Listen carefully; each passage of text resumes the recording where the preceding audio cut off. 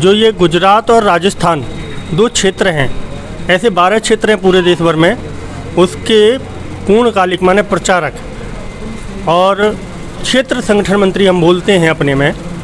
संपूर्ण भारत को हमने 12 भागों में बांटा है। उसका विदेश में भी अपने काम किया था, विश्व हिंदू परिषद का कई देशों में काम किया है। तो इस क्षेत्र में वो संगठन मंत्री हैं। आज आपका भी आना हुआ है, रोहित भाई। ओम जी हैं, यहाँ स्थानीय हैं, चित्तौड़ के रहने वाले हैं और अपने इस पूरे राजस्थान को हमने एक प्रांत माना है। उस प्रांत के बजरंग दल के, राष्ट्रीय बजरंग दल के अध्यक्ष ओम प्रजापति दयाल जी हैं, इस प्रांत के संगठन मंत्री हैं। और मनोज है, अपने चित्तौड़ प्रांत का प्रशिक्षण वर्ग, प्रांतीय प्रशिक्षण वर्ग निम्बाहेड़ा में लगाया जा रहा है। इसमें लगभग 12 जिलों से शिक्षार्थियों की उपस्थिति है और सभी जिलों से प्रमुख दायित्ववान कार्यकर्ता प्रशिक्षण प्राप्त करने के लिए वर्ग में पधारे हैं। इसमें शारीरिक दृष्टि से शिक्षार्थियों को नियुद्ध, राइफल, दंड युद्ध और कमांडो प्रशिक्षण दिया जाता है। बाधा पार करना और तलवारबाजी, राष्ट्रभक्ति नौजवानों के अंदर पैदा हो, इसके लिए समय समय पर हमारे राष्ट्रीय अधिकारी, प्रांतीय अधिकारी देश की हर समस्या, हर प्रकार की स्थिति का सामना करने के लिए प्रेरित करते हैं और उनका मार्गदर्शन प्राप्त हो रहा है। मैं हूँ रजनीश गोठवाल और आप देख रहे हैं जन प्रहरी मालवा मेवाड़। आज हम उपस्थित हैं राष्ट्रीय बजरंग दल के प्रशिक्षण शिविर में, जो कि अंबा माता परिसर निम्बाहेड़ा में आयोजित किया जा रहा है। आइए हम बात करते हैं श्री ओम प्रजापति से, जो कि प्रदेश अध्यक्ष हैं राजस्थान के राष्ट्रीय बजरंग दल के। आइए उनसे बात करते हैं। प्रजापति साहब, बहुत बहुत स्वागत है आपका जन प्रहरी पे। इस प्रशिक्षण शिविर के बारे में आप जानकारी विस्तार से हमें देने की कृपा करें। निम्बाहेड़ा में राष्ट्रीय बजरंग दल का प्रांतीय प्रशिक्षण वर्ग रखा गया है। इस वर्ग में 12 जिलों से शिक्षार्थियों की उपस्थिति है। सभी दायित्ववान कार्यकर्ता लगभग 100 की संख्या में इस वर्ग में पहुँचे हैं और इनका शारीरिक विकास हेतु इनको अनेक प्रकार से प्रशिक्षित किया जा रहा है। राष्ट्रभक्ति का भाव पैदा हो, इसके लिए इनका बौद्धिक विकास हेतु के राष्ट्रीय पदाधिकारियों द्वारा, प्रांतीय पदाधिकारियों द्वारा इनका मार्गदर्शन होता है। शारीरिक विकास हेतु इनको दंड युद्ध, नियुद्ध, राइफल और कमांडो प्रशिक्षण वर्ग के लिए बाधा का प्रशिक्षण हमारे शिक्षकों द्वारा निरंतर इनको दिया जा रहा है, ताकि इस देश के अंदर लव जिहाद और अनेक प्रकार की चुनौतियों को स्वीकार करने के लिए राष्ट्रभक्त नौजवान खड़े हो सकें। इस प्रशिक्षण शिविर में जो प्रशिक्षण दे रहे हैं, वो सारे प्रशिक्षण देने के लिए जो भी बाहर से आए हैं, उनके बारे में आप जानकारी जरूर दें। हमारे कार्यकर्ता गांवों से और शहरों से काफ़ी बड़ी मात्रा में जुड़ रहे हैं और लगभग प्रत्येक कार्यक्रम में भाग लेते हैं और इसके साथ साथ वर्ग द्वारा नियमित साल भर के होने वाले कार्यक्रमों को भाग लेकर और समाज के बीच में जाते हैं और समाज में इस प्रकार का संकल्प लेकर नौजवानों के अंदर राष्ट्रभक्ति से प्रेरित करके और उन्हें घर घर से जोड़ने का प्रयास निरंतर किया जा रहा है। और जिला स्तर पर हमारी समितियां गठित होती है, तहसील स्तर पर और तहसील से ग्राम स्तर तक हमारे कार्यकर्ता पहुंच रहे हैं और शहरों में मंडल से वार्डों तक हमारे कार्यकर्ता समितियां निर्माण कर रहे हैं। इस प्रशिक्षण शिविर में प्रजापति साहब कितने जो है प्रशिक्षणार्थी सम्मिलित हो रहे हैं और ये कब से कब तक कार्यक्रम जो है चलेगा? ये 5 दिन का प्रशिक्षण वर्ग था। 4 दिन पूरे हो चुके हैं, कल अंतिम दिन है, जिसमें आज हमारे पूरे संपूर्ण भारतवर्ष में नौजवानों का मार्गदर्शन करते हैं। ऐसे सौभाग्य से मनोज कुमार जी हमारे बीच में उपस्थित हुए हैं, जो हमारे राष्ट्रीय बजरंग दल के अधिकारी हैं, अध्यक्ष हैं। सब कार्यकर्ताओं का मार्गदर्शन किया है आज, और कल समापन सत्र है, उसमें अंतर्राष्ट्रीय हिंदू परिषद के महामंत्री श्रीमान देवेश जी द्विवेदी पधारेंगे और उनका मार्गदर्शन सभी कार्यकर्ताओं को और क्षेत्रवासियों को प्राप्त होगा। धन्यवाद आपका। मौजूद हैं श्री रोहित भाई दर्जी, जो कि संगठन मंत्री हैं राजस्थान और गुजरात के राष्ट्रीय बजरंग दल के। आइए हम उनसे बात करते हैं। रोहित भाई, बहुत बहुत स्वागत है आपका। इस प्रशिक्षण शिविर के बारे में आप जानकारी दें, किस तरीके की यहाँ पे जो है गतिविधियाँ चल रही हैं और पिछले 3 दिनों में क्या गतिविधियाँ रही प्रशिक्षण शिविर की। ये जो वर्ग है पूरे देश में लग रहे हैं और देश के सभी हमने राज्यों के प्रांत बनाए हैं, तो ऐसे 30 जितने प्रांतों में वर्ग धीरे धीरे करके हो जाएंगे छुट्टियों में। सुबह 5:30 साढ़े 4 बजे कभी जगाते हैं, रात को 10:30 बजे तक सारे कार्यक्रम चलते हैं। सुबह 2 घंटे का फिजिकल ट्रेनिंग रहता है, शाम को भी 2 घंटा खेल है और कुछ व्यायाम है, योग है, वो सब चलता है। बच्चे अपने घर से अपना खर्चे से बस से ट्रेन से सब आए हैं और समाज से हम सहयोग करके ये सारा वर्ग की जो भी है आर्थिक स्थिति वो सब हम वो काइंड एंड कैश में इकट्ठा करके हम समाज के द्वारा ही पूरा करते हैं। और इस वर्गों का उद्देश्य है कि आजकल मोबाइल को छोड़ के दुनिया में क्या है वो युवक कुछ सुनना ही नहीं चाहते। तो देश की परिस्थिति क्या है, समाज में क्या हो रहा है, क्यों हमको कोई पत्थर मार रहे हैं, हम क्यों पत्थर खा रहे हैं, कब तक ऐसा चलेगा। तो देश के युवकों में देश के प्रति जागृति आए और अपना समाज है, अपना देश है, तो उसकी सुरक्षा, स्वयं की रक्षा, उसकी ट्रेनिंग और आगे जाके वो कौन क्या बन सकता है। इसमें से कई बड़े बड़े देश में सत्ता में भी है और भी संत भी कुछ बन गए हैं। तो ऐसे वर्गों से ही हमको कार्यकर्ता मिलता है और देश को कोई अच्छी एक प्रतिभा भी मिलती है। ये हमारा पूरा उद्देश्य है। और ये 5 दिन का भी होता है, कई जगह पर 7 दिन का होता है। और उसमें ये सारी ट्रेनिंग में जो जैसे ओमजी ने बताया, तो हमने एक पेड़ से दूसरे पेड़ वो मंकी जाता है, ऐसा मंकी रॉक कहते हैं। ऐसे दूसरा रस्से पर ऊपर चढ़ना फिर उतरना, ऐसे खड्डा बनाया है, उसको हम बंकर कहते हैं। तो एक घुटनों के सहारे और कोने के सहारे वो आगे आगे जैसे सांप बढ़ता है ऐसे वो चलते हैं। उनको पहले लगता है कि रस्से तो कभी चढ़ा नहीं, मैं एक ऐसा किया ही नहीं, छिल जाएगा, ये होगा वो होगा। लेकिन ये सब हम जो कर रहे हैं तो स्वयं की रक्षा भी है और ज़रूरत पड़े तो समाज की रक्षा भी हम कर सके। और अभी एक स्लोगन बनाया है सबने कि भाई मंगलवार हनुमान चालीसा करो तो शुक्रवार को पत्थर नहीं गिरेंगे। हम कुछ भी नहीं करेंगे तो पत्थर गिरते रहेंगे। इसलिए हमारी सुरक्षा, समाज की सुरक्षा का भाव पैदा हो और उसमें से सारे बच्चे उत्साहपूर्वक भाग लेते हैं। उनके पिताजी, माताजी, घर वालों को भी लगता है कि 7 दिन 5 दिन वर्ग में रहा तो हमारे बच्चा सुबह इतने कभी जगता नहीं था, कुछ पैर नहीं छूता था। ऐसी कई चीज़ें, गीत सिखाते हैं, ऐसे बौद्धिक होते हैं, उसमें से कुछ मिलता है। ऐसा घर वालों को भी कुछ लगता है और कुछ बच्चे फिर घर जाके भी यही सब रोज़ करते हैं। और वहाँ जाके वो अपने गांव में, अपने मोहल्ले में साप्ताहिक हम हिंदू आगे केंद्र कहते हैं, वो केंद्र चलाए, उसमें युवक भी आए और भी आए और उसके द्वारा उस एरिया का वो हिंदू आगे केंद्र, हिंदू रक्षा का एक वो बन जाए। हम वीर हैं और हम विजयी बने, ऐसा एक स्लोगन हमने अभी इसमें भी दिया है, सब जगह दिया है कि हमने मार खाई वही हमको सिखाया है स्वाधीनता के बाद। लेकिन हमने कब किसको मारा, तो ईरान और इराक के हर घर का चिराग बुझ गया था और 150 साल तक कोई भारत में हमला करने नहीं आया था। राणा प्रताप कभी हारे नहीं है, 27-26 साल तक वो लड़े हैं।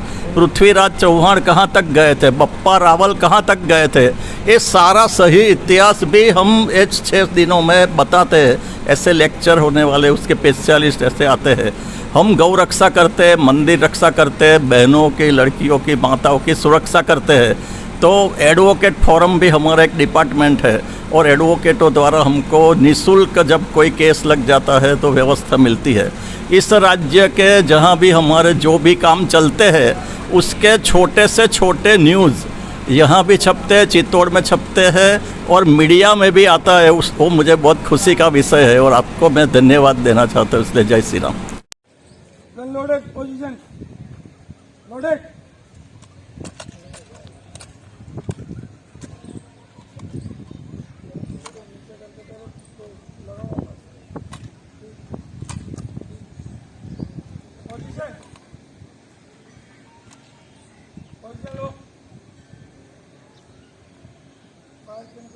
बनाएंगे। देखिए फायर।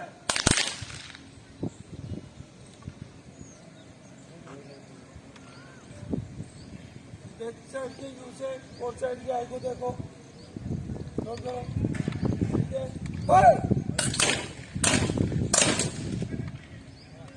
नमस्कार, मैं हूं रजनीश गोठवाल और आप देख रहे हैं जन प्रहरी मालवा मेवाड़। आज हमारे साथ उपस्थित हैं राष्ट्रीय बजरंग दल के राष्ट्रीय अध्यक्ष श्री मनोज कुमार सिंह जी। आइए हम उनसे बात करते हैं। मनोज कुमार सिंह जी, बहुत बहुत धन्यवाद आपका, बहुत बहुत स्वागत आपका। रजनी जी नमस्कार, आपको भी बहुत बहुत धन्यवाद। आप कम से कम जन प्रहरी के माध्यम से देश में यह चौथे स्तंभ के द्वारा देश को जगा रहे हैं। मनोज सिंह जी, आज का कार्यक्रम जो पिछले 3 या 4 दिनों से यहाँ बजरंग दल का कार्यक्रम प्रशिक्षण शिविर चल रहा है, इस बारे में आपको जानकारी हमको दें। राष्ट्रीय बजरंग दल का वीर हिंदू विजेता हिंदू, यह उद्घोष के साथ में संपूर्ण भारतवर्ष के अंदर ये ट्रेनिंग कैंप है। और ट्रेनिंग कैंप माने नौजवानों को देश धर्म के लिए तैयार करना है। भारत माता विश्व गुरु के सिंहासन पर विराजमान हो, उसके लिए उनके अंदर देश का जो एक जुनून है वो पैदा हो। ऐसे वर्गों में हम दंड युद्ध, नियुद्ध, तलवार, निशानेबाजी और AK-47 तो नहीं, पर हम निशाना दुश्मन से वो लड़ सकता है। आप देख रहे होंगे ये जो है का रस्सी लगी हुई है, इस पर वो मंकी क्रॉल करता है, गड्ढा खुदा हुआ है, वो क्रॉलिंग करता है। उसके अंदर आत्मनिर्भरता एक निर्माण होती है। और वीर हिंदू विजेता, वीर तो थे हम, विजेता बनाना है। 21वीं सदी हिंदुत्व की सदी है। मैं आपके माध्यम से एक बात और कहूँगा, आज हिंदुत्व का इतना बड़ा प्रचंड ज्वार लोगों के मन में आकर्षण कर रहा है कि पप्पू भी जनेऊ पहनने लगा है। और महाराष्ट्र में सेकुलर सरकार का निर्माण हुआ। वो कहते थे हम शिव सैनिक हैं, बाल ठाकरे का जुनून था उनके, वो तो उनके साथ चला गया बाल ठाकरे के साथ। पर वहाँ जो लोग थे उन्होंने विद्रोह कर दिया 2.5 साल में। और विद्रोह किस पे? हमें हिंदुत्व चाहिए। तो मुझे लगता है आज हिंदुत्व की सदी में ये प्रचंड रूप से नौजवानों के द्वारा शंखनाद हो रहा है और यह राजनीति में सीधा दिखाई दे रहा है। मनोज कुमार जी, कार्यक्रम की गतिविधियों के बारे में आपने जानकारी दी। आमतौर पे माना जाता है, जिस प्रकार की धारणा राजनीतिक गलियारों में भी प्रचलित है, कि बजरंग दल को जो है हिंदूवादी कट्टर संगठन माना जाता है। आप इस मिथक के बारे में क्या कहना चाहेंगे? ये मिथक है, ये एक तरह से प्रपंच है, झूठ है, जो कम्युनिस्टों के द्वारा, कांग्रेसियों के द्वारा और इस भारत में राष्ट्रवादियों को बदनाम करने के लिए ये है प्रोपेगेंडा रचा गया। मेरा दूसरा मत है, यहाँ भारत है, भारत में सर्वे भवन्तु सुखिनः, वसुदेव कुटुंब की भावना लेकर भारत ने अतिथि देवो भव का नारा दिया। इसलिए तो हम गुलाम रहे 1200 वर्ष। हमने अतिथि किसको मानना, यह हमने इसमें राष्ट्रीय बजरंग दल के वर्गों में या अनेक हिंदू संगठन वर्ग लगाते हैं, उसमें यही भावना है, अतिथि किसको मानना। क्या विदेशी आक्रांताओं को जिन्होंने तलवार के आधार पर सलवार पहना दी, या विदेशी आक्रांताओं को जिन्होंने भोले वाले लोगों को क्रिश्चियन बना दिया, विदेशी आक्रांताओं को जिन्होंने बाबर दी ग्रेट कह दिया, विदेशी आक्रांताओं को जिन्होंने भारत के बंटवारे करने के लिए सरदार पटेल की कुर्सी को खींच लिया, विदेशी आक्रांताओं को जिन्होंने भारत को डाहन कहने वाले को सपोर्ट किया, समर्थन किया। तो मेरा मानना है आप रजनीश जी कि भारत ये सेकुलर नहीं है, ये धर्म प्राण है। यहाँ गाय को काटने की कोई बात करता है तो हिंदू खड़ा हो जाता है। बाजी का अनुसरण करने के लिए हिंदू खड़ा हो रहा है। ये राष्ट्रीय बजरंग दल के वर्ग में हम सिखा रहे हैं कि अब गाय नहीं कटेगी, ये भारत निर्यात करने का अड्डा नहीं बनेगा, ये जनसंख्या वृद्धि या फैक्ट्री लगाने का सेंटर नहीं बनेगा। इसलिए हम समान नागरिक कानून के साथ में जनसंख्या निरंतर कानून भी चाहते हैं। हमारा मत है धारा 370 हटती है, हमें खुशी होती है, पर एक एक कश्मीरी पंडित के साथ में 10-10 जवान खड़े कर दिए जाए और उन अलगाववादी नेताओं के सीने में गोली गाड़ दी जाए कि तुम कश्मीर तुम्हारे बाप का नहीं है सालो, ये कश्मीर कश्मीरियों का है, ये कश्यप ऋषि का है, ये भगवती भद्रकाली माने पार्वती के बसाया हुआ कश्मीर है।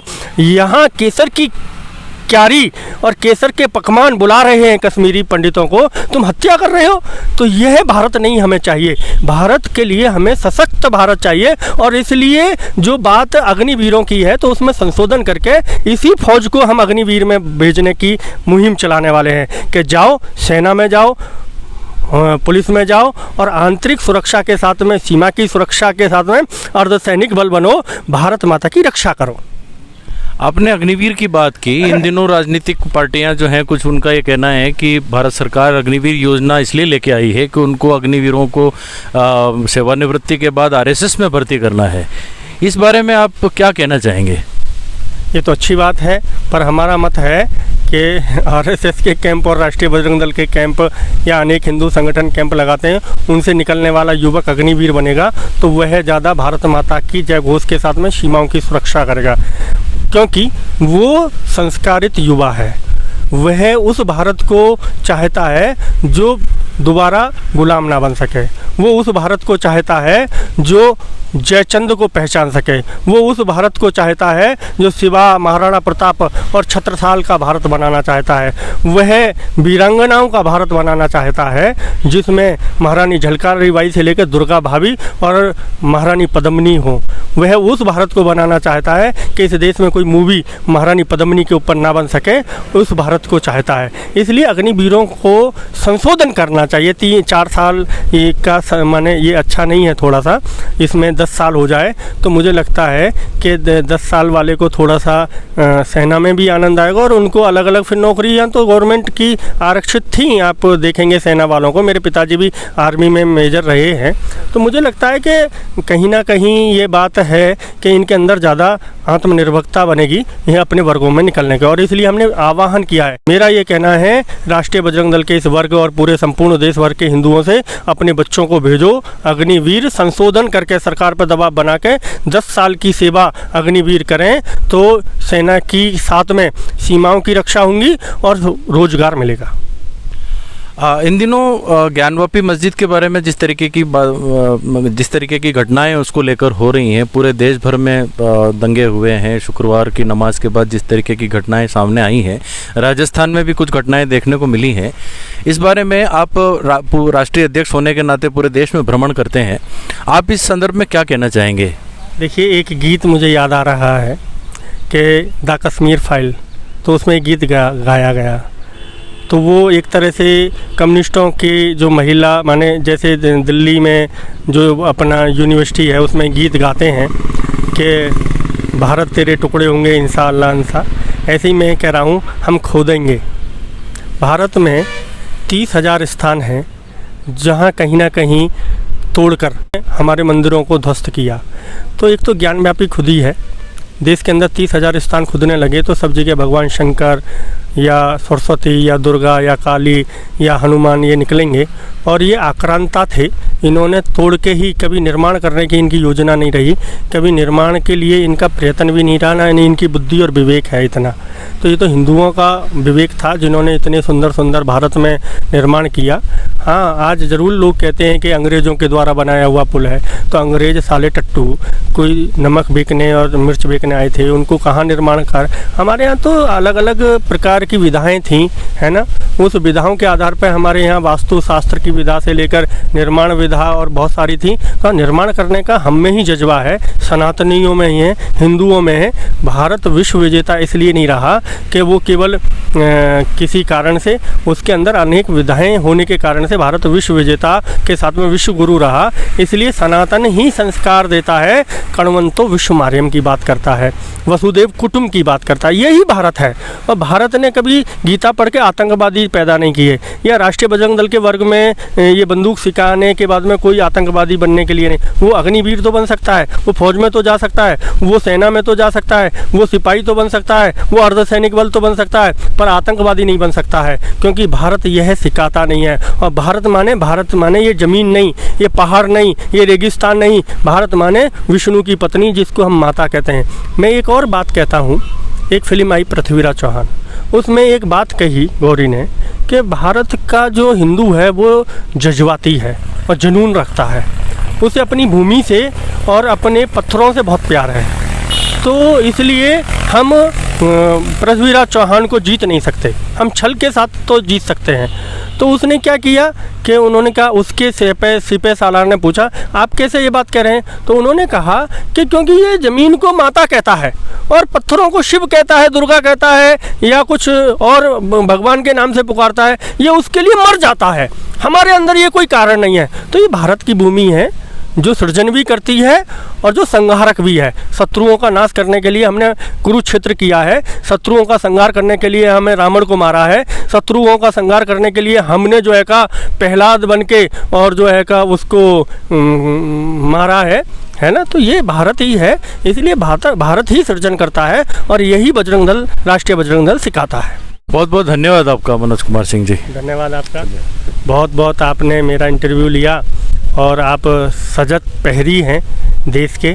आपके चैनल को बहुत बहुत शुभकामनाएं और आप ऐसे ही मुखर होके और राष्ट्र की बात आगे रखते रहें और बिना लालच लोभ में और बिना डरे। कलम कभी मरती नहीं है, कलम सृजन करता है। धन्यवाद आपका।